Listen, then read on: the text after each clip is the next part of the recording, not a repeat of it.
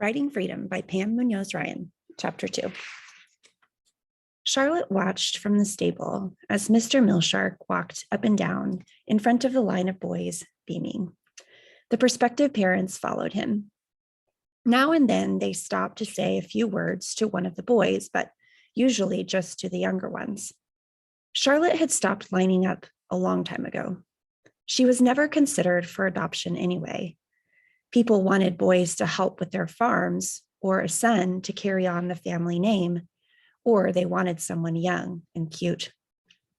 Once, when Charlotte had been as cute as they come, a couple came through the kitchen with Mr. Millshark. The wife saw Charlotte standing on a stool, washing dishes. "Oh, I had been hoping for a girl, but they said there were only boys here," said the woman. She smiled at Charlotte with warm, come home with me eyes. With as much politeness as Charlotte could muster, she said, "Yes, ma'am, it's boys, except me." And she smiled back at the woman. The woman walked over to her and took her soapy little hand. For an instant, Charlotte hoped beyond hope. But Mrs. Boyle marched over and scooped Charlotte into her arms.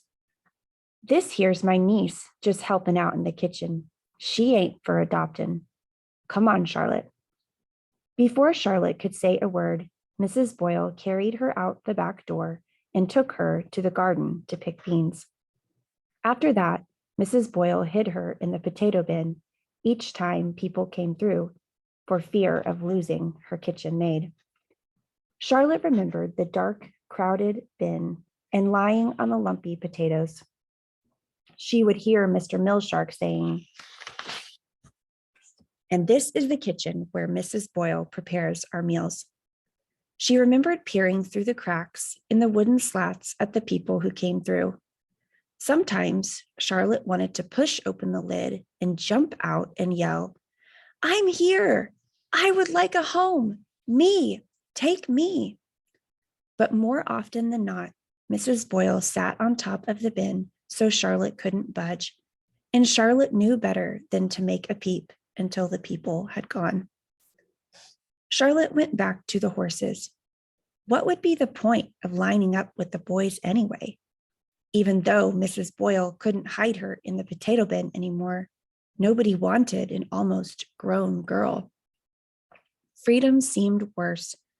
Vern hovered around her for an hour, trying to figure out what was wrong.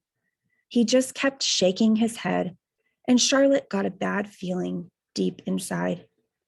Later, as Charlotte served the soup at dinner, Hayward whispered, "We heard someone got adopted. Maybe it'll be William." "Nah," said Charlotte. "We ain't that lucky." "Who do you think, Charlotte?" asked Hay. But Charlotte didn't answer. Any other time, she would be as nosy as the rest about who it was. But all she could think about was freedom. As soon as she finished the dishes, she went back to the stable.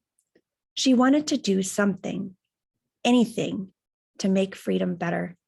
She sat next to the filly until well after midnight when Vern finally sent her to bed. "We won't know nothing till the morning," he said. Reluctantly, Charlotte returned to her room. She tossed all night, anxious for morning, but she knew she couldn't check on the horse until after breakfast. Would she survive? Sweet freedom. She just had to make it. Charlotte tried to hurry through the Sunday morning dishes, but Mrs. Boyle would have none of that. "Charlotte, don't you be giving those dishes a lick and a promise. You scrub those pans until they're clean," she yelled. Charlotte thought she'd never finish. When she finally bolted out the kitchen door, Hayward was waiting at the back steps. "Let's go check on Freedom," said Charlotte, almost running. "Charlotte, wait. I heard who's been adopted," said Hayward as he hurried to keep up. "Yeah? Was it one of the young'uns?" "No," said Hayward. He stopped right where he was and waited for Charlotte to turn around and look at him. "Well, if it ain't William, I don't really care," said Charlotte. I don't care much about anything right now except freedom. You coming or not? Hayward hesitated. Yeah, I'm coming, he said. They hurried to the barn. Freedom's stall was empty. Vern must have moved her to the small corral to let her get some air, said Charlotte. They turned and started toward the pasture. But when Charlotte saw Vern walking toward her, his face told it all. The infection got the best of her, Miss Charlotte. No, Charlotte clenched her hands. Me and some of the older boys buried her behind the south pasture. Been out there all morning. She went real easy in her sleep. There was nothing we could do. Charlotte nodded. She squeezed her eyes tight. She was a real nice horse, said Vern. Yeah, said Charlotte, but she didn't cry. She never cried. Ain't no shame in mourning a loss, Miss Charlotte, he said. But Charlotte pretended she hadn't heard him and walked over to a stall and called to the stallion. He came over and nuzzled Charlotte's hand. You sure have a way with them horses, said Vern. Charlotte nodded as she stroked the horse's head. You go right ahead, rake them stalls if you a mind to it. You the best stable boy I got, said Vern. Sometimes I don't know what I'd do without you in here attending to these animals. You my right hand in this stable, Miss Charlotte. Charlotte forced a smile. A feeling crept up into her throat and made it hard to swallow. She felt like she was on the verge of something. She tried to shake it off. When she couldn't, she grabbed a rake and started working.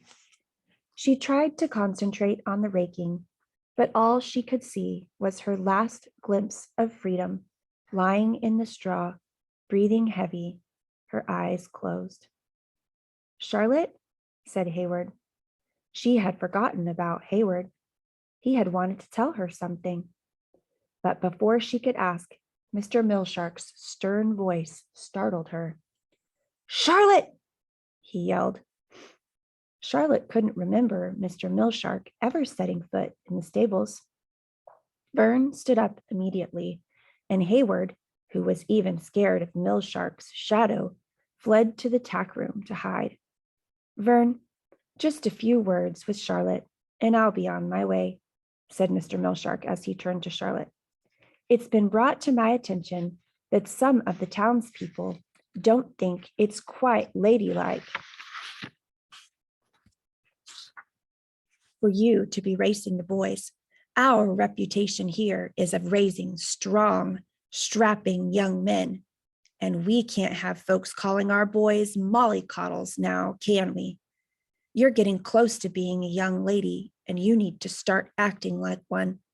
From now on, you will have full duties in the kitchen with Mrs. Boyle. The stable is off limits to you. Vern looked up from his work. He never questioned Mr. Millshark, but he said, she's a help in the stables. She does the work of 3 of them boys, and she knows the horses as good as me. Is that so? Said Mr. Millshark. I heard that she rode a sick horse in the race yesterday and that the horse died this morning. A young man wouldn't have made such a foolish decision. She'll stay in the kitchen where she belongs. Mr. Millshark turned and left. Charlotte looked at Vern. He's got a cold heart, Miss Charlotte, and you know you had nothing to do with Freedom dying. I'm real sorry. Maybe he'll change his notion. Charlotte couldn't speak. She ran from the stables. She ran hard, without stopping, toward the tree line behind the pasture. She hated this place. Mr. Millshark would never, ever change his mind. Charlotte called after her. Charlotte, or Hayward called after her. Charlotte, wait. She slumped against a tree and bent over to catch her breath. Hayward caught up to her. Charlotte, you all right? I don't know, hey, stinking old Millshark. I can't think of nothing worse than not working with the horses. I can't wait to leave this place. Whoever got adopted is lucky not to have to look at Millshark's face ever again. I've been trying to tell you, Charlotte. Hayward looked down at the ground and drew a circle in the dirt with his boot. He didn't say anything, just kept looking at the dirt. Hayward, what's got into you? It ain't William who got adopted. Well, you see, it was me. It's a family from Nashua. Name is Clark. Their boy died, so they came here to get one to take his place, and that's me. I met him this morning, and the lady kept patting me on the head, and the man kept calling me son. I guess they don't mind about my ears. Charlotte stared at Hayward like he was talking crazy talk. Surely it couldn't really be true. Why, Hayward was 10. He couldn't leave now. They had plans. She took a deep breath and felt her stomach do a flip-flop. A voice came out of her mouth, but it sounded strange and shaky. That's real nice, hey? I asked them if they wanted a girl too, but I guess they don't. Charlotte looked out over the pasture and nodded her head as if Hay were telling her some everyday news. Well then, when you leaving? She asked. Tomorrow morning. Charlotte nodded again. Tomorrow was Monday.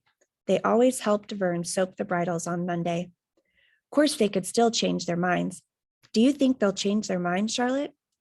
Charlotte looked at his worried face. Getting adopted was what every boy lived for.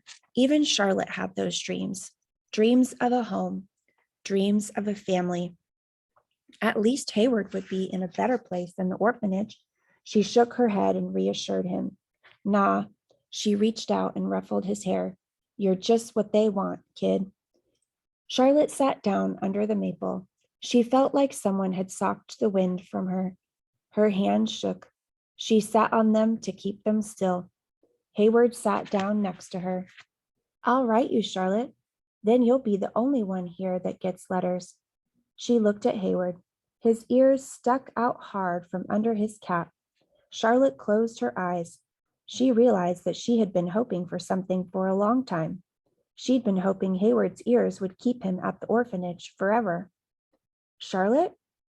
She opened her eyes and said calmly, I'm leaving too. Hayward looked at her like she'd lost her mind. You can't. You're not old enough. The last boy that ran off got caught and owed the overseer 2 more years past 16. Charlotte felt a determined anger welling up inside her. Hayward, don't try to talk sense into me. You're leaving tomorrow. I can't work with the horses. You know that Mr. Millshark will think of some reason to keep me here forever. I ain't working in that kitchen for the rest of my days. You and me got plans. Hayward jumped up. They'll find you, Charlotte. They always find the runaways. And Millshark, he's mean. He'll punish you. He can't if he doesn't catch me, said Charlotte. I just know I ain't staying here to deal with William and Millshark and old Mrs. Boyle. Not without you or freedom or the horses to keep me company. Now I got to think of a way. Charlotte knew that a young girl couldn't travel without a chaperone. She stood up and put her hands on her hips and paced around in a circle, staring at the ground. She kicked at a rock until it flew into the air and landed in the pasture. She would need money to leave. And when she got away, where would she go? She would need a job. Who would hire her? Don't do it, Charlotte. Charlotte looked at him. She looked at his hair stuffed under his cap, his overalls hanging crooked to one side. She already missed him, and he hadn't even gone yet. It wasn't fair. None of it was fair. Not even that she couldn't travel alone. A young boy like Hayward could travel around without question. As she considered this, a tendril of an idea began to weave itself around in her mind, and a plan began to take shape. I got to, Hay, she said, but I'm going to need your help.